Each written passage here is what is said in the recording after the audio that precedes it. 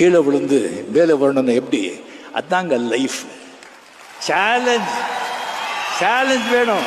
Okay, இதாச்சா ஒரே கடை பார்த்துக்கூடாது. இல்லைன்னா இது பாரு, இல்லைன்னா அது பாரு, அது பாரு நிற்கணும். நம்மளை தலையில் வச்சு மிதிக்கணும் சொல்கிறோம். தலை மேலே மிதித்து நம்ம மேலே போகணும். பணம், அந்த காசு இந்த காசு இந்த காசு இல்லைங்க. காசு அந்த சாமி இந்த சாமி, காசு சாமி தான். காசு சாமி இருந்தால் எல்லா ஆசாமியும் உங்ககிட்ட ஆமா சாமி தான். அதுக்காக இந்த காசே நீங்கள் வாழ்க்கையில் காசு ஆக்சிஜன் மாதிரி. காசு டெஃபினட்டாக வெளியில் வாழ முடியாது. பட் அந்த வர்ற காசை ஜாக்கிரதையாக பார்த்துக்கணும், காப்பாற்ற ரொம்ப ஆசைப்படக்கூடாது. சும்மா இல்லைங்க டைம் அப்படிங்கிறது. சும்மா ஒரு நைட்டில் எங்கேயோ கொண்டு போய்டு, ஒரு நைட்டில் அப்படியே இறக்கிடும்.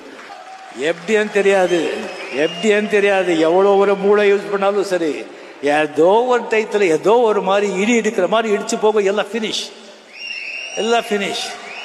ரொம்ப ஆட்டம் ஆடக்கூடாது, ரொம்ப ஜாகிரதையாக.